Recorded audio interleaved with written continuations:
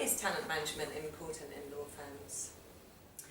Well, of course, talent management is not just important in law firms. It's been a main subject in the business world for many years, and it's more and more becoming the case.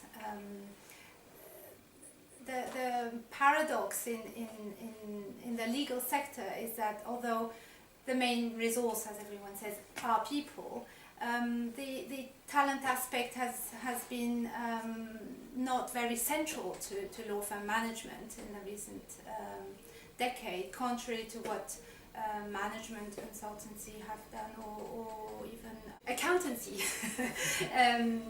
profession.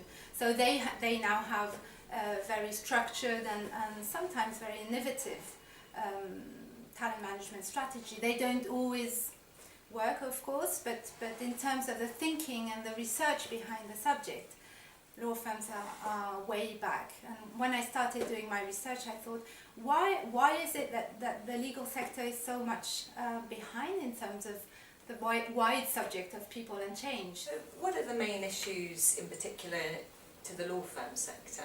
It's an interesting question. I mean, lawyers like to think they're different, and in many cases, of course, they're not different. We're people, and we work with the same parameters as others.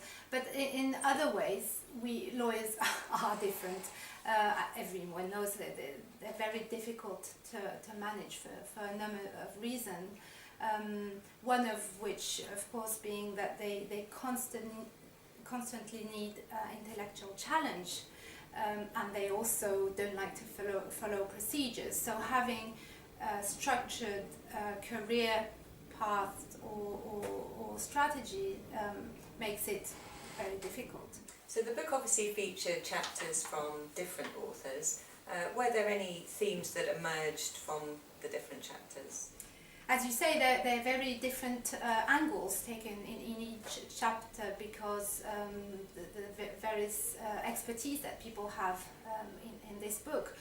I would say that the main theme was that really the way talent has been managed so far, whether it's in big international firms or even in more smaller and more traditional firms, is about to change, and the model is really being thought through and reshaped.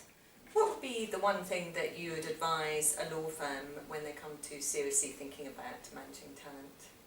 Beyond the sophistication of training that has developed in the last decade or two, which is fantastic and provides lawyers with a real opportunities to update their skills and progress in their career when they're actually practicing.